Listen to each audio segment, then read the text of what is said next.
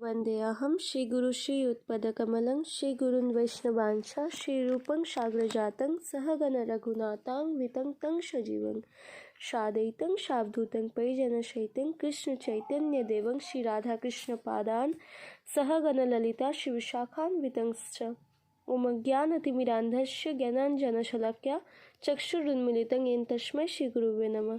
वाञ्छाकल्पतरुभ्यश्च कृपासिन्धुएव च पतितारं पावनेभ्यो वैष्णवेभ्यो नमो नमः।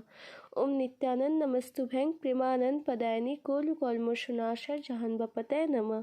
श्री कृष्ण चैतन्य प्रभु नित्यानंद श्री अद्वैत गदाधर शिवासादि गौर भक्तवृंद। हे कृष्ण करुणा सिंधु दीनबंधु जगतपते गोपेश गोपिका कांते राधा कांते नमस्तुते। तप्त कांच गौरांगी राधे वृंदावनेश्वरी वृषभानुसुत देवी प्रणमामि हरिप्रिये। हरे कृष्णा कृष्णा कृष्णा हरे हरे, हरे राम राम राम हरे हरे। जय गुरुदेव, जय परम गुरुदेव, जय प्रभुपाद। जय श्री राधे कृष्ण। ब्रह्म आदि देवों द्वारा गोलोक धाम का दर्शन। श्री नारद जी कहते हैं, जो जीव पाकर भी कीर्तनीय भगवान श्री कृष्ण का कीर्तन नहीं करता, वह दुर्बुद्धि मनुष्य मोक्ष की सीढ़ी पाकर भी उस पर चढ़ने की चेष्टा नहीं करता। राजन, अब इस 12 कल्प में धराधाम पर जो भगवान श्री कृष्ण का पादार्पण हुआ है और यहाँ उनकी जो जो लीलाएं हुई हैं, वह सब मैं तुमसे कहता हूँ, सुनो। बहुत पहले की बात है। दानव, दैत्य, आसुर स्वभाव के मनुष्य और दुष्ट राजाओं के भारी भार से अत्यंत पीड़ित हो पृथ्वी गौ का रूप धारण करके अनाथ की भांति रोती विलपती हुई अपनी आंतरिक व्यथा निवेदन करने के लिए ब्रह्मा जी के शरण में गई। उस समय उसका शरीर कांप रहा था। वहां उसकी कष्ट कथा सुनकर ब्रह्मा जी ने उसे धीरज बंधाया और तत्काल समस्त देवताओं तथा शिव जी को साथ लेकर वे भगवान नारायण के वैकुंठ धाम में गए। वहां जाकर ब्रह्मा जी ने चतुर्भुज भगवान विष्णु को प्रणाम करके अपना सारा अभिप्राय निवेदन किया। तब लक्ष्मीपति भगवान विष्णु उन उद्गीन देवताओं तथा ब्रह्मा जी से इस प्रकार बोले। श्री भगवान ने कहा, ब्रह्मन, साक्षात भगवान श्री कृष्ण ही अगणित ब्रह्मांडों के स्वामी, परमेश्वर, अखंड स्वरूप तथा देवातीत हैं। उनकी लीलाएं अनंत एवं अनिवर्चनीय हैं। उनकी कृपा के बिना यह कार्य कदापि सिद्ध नहीं होगा। अतः तुम उन्हीं के अविनाशी एवं परम उज्जवल धाम में शीघ्र जाओ। श्री ब्रह्मा जी बोले, प्रभु, आपके अतिरिक्त कोई दूसरा भी परिपूर्णतम तत्व है, यह मैं नहीं जानता। यदि कोई दूसरा भी आपसे उत्कृष्ट परमेश्वर है तो उसके लोक का मुझे दर्शन कराइए। श्री नारद जी कहते हैं, ब्रह्मा जी के इस प्रकार कहने पर परिपूर्णतम भगवान विष्णु ने संपूर्ण देवताओं सहित ब्रह्मा जी को ब्रह्मांड शिखर पर विराजमान गोलोक धाम का मार्ग दिखलाया। वामन जी के पैर के बाएं अंगूठे से ब्रह्मांड के शिरोभाग का भेदन हो जाने पर जो छिद्र हुआ, वह ब्रह्मदव नित्य अक्षय नील से परिपूर्ण था। सब देवता उसी मार्ग से वहां के लिए नियत जलायन द्वारा बाहर निकले। वहां ब्रह्मांड के ऊपर पहुंचकर उन सब ने नीचे की ओर उस ब्रह्मांड को कलिंग बिंब तुम्बे की भांति देखा। इसके अतिरिक्त अन्य भी बहुत से ब्रह्मांड उसी जल में इंद्रायण फल के सदृश इधर उधर लहरों में लुढ़क रहे थे। यह देखकर सब देवताओं को विस्मय हुआ। वे चकित हो गए। वहां से करोड़ों योजन ऊपर 8 नगर मिले, जिनके चारों ओर दिव्य चाहारी दीवारी शोभा बढ़ा रही थी और झुंड के झुंड रत्नादि में वृक्षों से उन पुरियों की मनोरमता बढ़ गई थी। वहीं ऊपर देवताओं ने बिरजा नदी का सुंदर तट देखा। जिससे विरजा की तरंगे टकरा रही थी। वह तट प्रदेश उज्जवल रेशमी वस्त्र के समान शुभ्र दिखाई देता था। दिव्य मणिमय सोपानों से वह अत्यंत उद्भासित हो रहा था। तट की शोभा देखते और आगे बढ़ते हुए वे देवता उस उत्तम नगर में पहुंचे जो अनंत कोटि सूर्यों की ज्योति का महान पुंज जान पड़ता था। उसे देखकर देवताओं की आंखें चौंधिया गई। वे उस तेज से पराभूत हो जहां के तहां खड़े रह गए। तब भगवान विष्णु की आज्ञा के अनुसार उस तेज को प्रणाम करके ब्रह्मा जी उसका ध्यान करने लगे। उसी ज्योति के भीतर उन्होंने एक परम शांतिमय साकार धाम देखा। उसमें परम अद्भुत कमल नाल के समान ध्वल वर्ण 1000 मुख वाले शेषनाग का दर्शन करके सभी देवताओं ने उन्हें प्रणाम किया। राजन, उन शेषनाग की गोद में महान आलोक में लोक वंदित गोलोक धाम का दर्शन हुआ, जहाँ धामाभिमानी देवताओं के ईश्वर तथा गणनाशीलों में प्रधान काल का भी कोई वश नहीं चलता। वहाँ माया भी अपना प्रभाव नहीं डाल सकती। मन, चित्त, बुद्धि, अहंकार, 16 विकार तथा महातत्व भी वहाँ प्रवेश नहीं कर सकते। फिर तीनों गुणों के विषय में तो कहना ही क्या है। वहाँ कामदेव के समान मनोहर रूप, लावण्यशालिनी, श्याम सुंदर विग्रह श्री कृष्ण पार्षदा द्वारपाल का कार्य करती थी। देवताओं को द्वार के भीतर जाने के लिए उद्यत देख उन्होंने मना किया। तब देवता बोले, हम सभी ब्रह्मा, विष्णु, शंकर नाम के लोकपाल और इंद्र आदि देवता हैं। भगवान कृष्ण के दर्शनार्थ यहाँ आए हैं। श्री नारद जी कहते हैं, देवताओं की बात सुनकर उन सखियों ने, जो श्री कृष्ण की द्वारपालिकाएं थी, अंतःपुर में जाकर देवताओं की बात कह सुनाई। तब एक सखी जो सतचंद्राना नाम से विख्यात थी, जिसके वस्त्र पीले थे और जो हाथ में वेद की छड़ी लिए थी, बाहर आई और उनसे उनका अभीष्ट प्रयोजन पूछा। सतचांदा बोली, यहाँ पधारे हुए आप सब देवता किस ब्रह्मांड के निवासी हैं, यह शीघ्र बताइए। तब मैं भगवान श्री कृष्ण को सूचित करने के लिए उनके पास जाऊंगी। देवताओं ने कहा, अहो, यह तो बड़े आश्चर्य की बात है। क्या अनन्य ब्रह्मांड भी है? हमने तो उन्हें कभी नहीं देखा। सुबह हम तो यही जानते हैं कि एक ही ब्रह्मांड है, इसके अतिरिक्त दूसरा कोई है ही नहीं। सतचांदना बोली, ब्रह्मदेव, यहाँ तो बिरजा नदी में करोड़ों ब्रह्मांड इधर उधर लुढ़क रहे हैं। उनमें भी आप जैसे ही पृथक पृथक देवता वास करते हैं। अरे, क्या आप लोग अपना नाम गांव तक नहीं जानते? जान पड़ता है कभी यहाँ आए नहीं हैं। अपनी थोड़ी सी जानकारी में ही हर्ष से फूल उठे हैं। जान पड़ता है कभी घर से बाहर निकले ही नहीं। जैसे गुलर के फूलों में रहने वाले कीड़े जिस फल में रहते हैं उसके सिवा दूसरे को नहीं जानते, उसी प्रकार आप जैसे साधारण जन जिसमें उत्पन्न होते हैं एकमात्र उसी को ब्रह्मांड समझते हैं।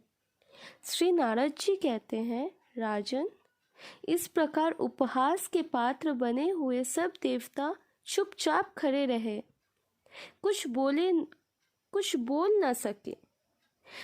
उन्हें चकित से देखकर भगवान विष्णु ने कहा, श्री विष्णु बोले, जिस ब्रह्मांड में भगवान कृष्ण गर्भ का सनातन अवतार हुआ तथा त्रिविक्रम विराट रूपधारी वामन के नख से जिस ब्रह्मांड में विवर बन गया है वहीं हम निवास करते हैं। श्री नारद जी कहते हैं, भगवान विष्णु की यह बात सुनकर सच्चिदानंद ने उनकी भूरी भूरी प्रशंसा की और स्वयं भीतर चली गई। फिर शीघ्र ही आई और सबको अंतःपुर में पधारने की आज्ञा देकर वापस चली गई। तदंतर संपूर्ण देवताओं ने परम सुंदर धाम गोलोक का दर्शन किया। वहां गोवर्धन नामक गिरिराज शोभा पा रहे थे। गिरिराज का वह प्रदेश उस समय वसंत का उत्सव मनाने वाली गोपियों और गो का समूह से घिरा था। कल्प वृक्षों तथा कल्पलताओं के समुदाय से सुशोभित था और रासमंडल उसे मंडित कर रहा था। वहां श्याम वर्ण वाली उत्तम यमुना नदी स्वच्छंद गति से बह रही है। तट पर बने हुए करोड़ों प्रसाद पार्षद उसकी शोभा बढ़ाते हैं तथा उस नदी में उतरने के लिए वैदुर्य मणि की सुंदर सीढ़ियां बनी हैं। वहां दिव्य वृक्षों और लताओं से भरा हुआ वृंदावन अत्यंत शोभा पा रहा है। भांति भांति के विचित्र पक्षियों, भ्रमरों तथा वंशीवट के कारण वहां की सूक्ष्मता और बढ़ रही है। वहां सहस्त्रदल कमलों के सुगंधित परागों को चारों ओर पुनः पुनः बिखेरती हुई शीतल वायु मंद गति से बह रही है। वृंदावन के मध्य भाग में 32 वनों से युक्त एक निज निकुंज है। 4 दीवारियां और खाइयां उसे सुशोभित कर रही है।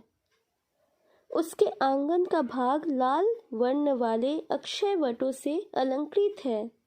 पद्मरागादि 7 प्रकार की मणियों से बनी दीवारें तथा आंगन के फर्श बड़ी शोभा पाते हैं। करोड़ों चंद्रमाओं के मंडल की छवि धारण करने वाले चंदोवे उसे अलंकित कर रहे हैं तथा उनमें चमकीले गोले लटक रहे हैं। फहराती हुई दिव्य पताकाएं एवं खिले हुए फूल मंदिरों एवं मार्गों की शोभा बढ़ाते हैं। वहां भ्रमरों के गुंजारव संगीत की सृष्टि करते हैं तथा मत मयूरों और कोकिलों के कलरव सदा श्रवण गोचर होते हैं। वहां बाल सूर्य के सदृश कांतिमान अरुणपति कुंडल धारण करने वाली ललनाएं सत सत चंद्रमाओं के समान गौर वर्ण से उद्भासित होती है। स्वच्छंद गति से चलने वाली वे सुंदरियां मणि रत्न में भित्तियों में अपना मनोहर मुख देखती हुई वहां के रत्न जटित आंगनों में भागती फिरती है। उनके गले में हार और बाहों में केयूर शोभा देते हैं।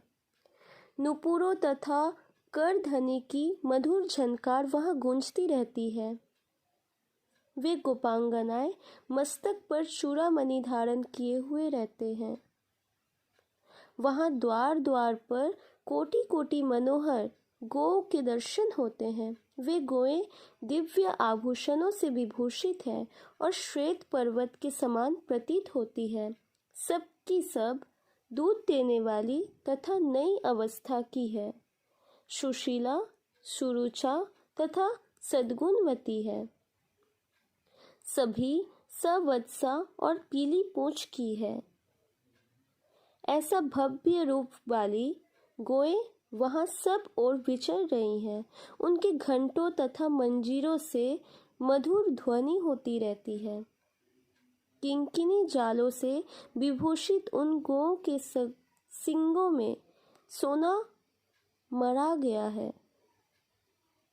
वे सुवर्ण तुल्य हार एवं मालाएं धारण करती है। उनके अंगों से प्रभा छिटकती रहती है। सभी गोएं भिन्न भिन्न रंग वाली है। कोई उजली, कोई काली, कोई पीली, कोई लाल, कोई हरी, कोई तांबे के रंग की और कोई चितक बड़े रंग की है। किन्हीं किन्हीं का वर्ण धुएं जैसा है, बहुत सी कोयल के समान रंग वाली है। दूध देने में समुद्र की तुलना करने वाली उन गोए के शरीर पर तरुणियों के कर चिन्ह सुशोभित हैं, अर्थात युवतियों के हाथों के रंगीन छापे दिए गए हैं। हिरन के समान छलांग भरने वाले बछड़ों से उनकी अधिक शोभा बढ़ गई है। गायों के झुंड में विशाल शरीर वाले सांड भी इधर उधर घूम रहे हैं। उनकी लंबी गर्दन और बड़े बड़े सींग हैं। उन सांडों के साक्षात धर्म धुरंधर कहा जाता है। गौ की रक्षा करने वाले 4 बाहें भी अनेक हैं। उनमें से कुछ तो हाथ में वेद की छड़ी लिए हुए हैं और दूसरे के हाथों में सुंदर बांसुरी शोभा पाती है। उन सबके शरीर का रंग श्यामल है। वे भगवान श्री कृष्ण चंद्र की लीलाएं ऐसे मधुर स्वरों में गाते हैं कि उसे सुनकर कामदेव भी मोहित हो जाते हैं। इस दिव्य निज निकुंज को संपूर्ण देवताओं ने प्रणाम किया और भीतर चले गए। वहां उन्हें 1000 दल वाला एक बहुत बड़ा कमल दिखाई पड़ा। वह ऐसा सुशोभित था मानो प्रकाश का पुंज हो। उसके ऊपर एक 16 दल का कमल है तथा उसके ऊपर भी एक 8 दल वाला कमल है। उसके ऊपर चमचमाता हुआ एक ऊंचा सिंहासन है। 3 सीढ़ियों से संपन्न वह परम दिव्य सिंहासन कौस्तुभ मणियों से जटित होकर अनुपम शोभा पाता है। उसी पर भगवान श्री कृष्ण चंद्र श्री राधिका जी के साथ विराजमान है। ऐसी झांकी उन समस्त देवताओं को मिली। वे युगल रूप भगवान मोहिनी आदि 8 दिव्य सखियों से समन्वित तथा श्रीदामा प्रभृति 8 गोपालों के द्वारा सेवित हैं। उनके ऊपर हंस के समान सफेद रंग वाले पंखे झले जा रहे हैं और हीरों से बनी मुठ वाले चंवर दुलाए जा रहे हैं। भगवान की सेवा में करोड़ों ऐसे छत्र प्रस्तुत हैं जो कोटि चंद्रमाओं की प्रभा से तुलित हो सकते हैं। भगवान श्री कृष्ण के वाम भाग में विराजित श्री राधिका जी से उनकी बाईं भुजा सुशोभित है। भगवान ने स्वेच्छा पूर्वक अपने दाहिने पैर को टेढ़ा कर रखा है। वे हाथ में बांसुरी धारण किए हुए हैं। उन्होंने मनोहर मुस्कान से भरे मुखमंडल और भ्रिकुटी वाली विलास से अनेक कामदेवों को मोहित कर रखा है। उन श्रीहरि की मेघ के समान श्यामल कांति है। कमल दल की भांति बड़ी विशाल उनकी आंखें हैं। घुटनों तक लंबी बड़ी भुजाओं वाले वे प्रभु अत्यंत पीले वस्त्र पहने हुए हैं। भगवान गले में सुंदर वनमाला धारण किए हुए हैं, जिस पर वृंदावन में विचरण करने वाले मत वाले भ्रमरों की गुंजार हो रही है। पैरों में घुंघरू और हाथों में कंकन की छटा छिटक रही है। अति सुंदर मुस्कान मन को मोहित कर रही है। श्री वत्स का चिन्ह बहुमूल्य रत्नों से बने हुए किरीट, कुंडल, बाजूबंद और हार यथास्थान भगवान की शोभा बढ़ा रहे हैं। भगवान श्री कृष्ण के ऐसे दिव्य दर्शन प्राप्त कर संपूर्ण देवता आनंद के समुद्र में गोता खाने लगे। अत्यंत हर्ष के कारण उनकी आंखें आंसुओं से भर उठी और आंखों से आंसू की धारा बह चली। तब संपूर्ण देवताओं ने हाथ जोड़कर विनीत भाव से उन परम पुरुष श्री कृष्णचंद्र को प्रणाम किया। जय श्री राधे, जय श्री कृष्णा, जय निताई गौर हरि बोल।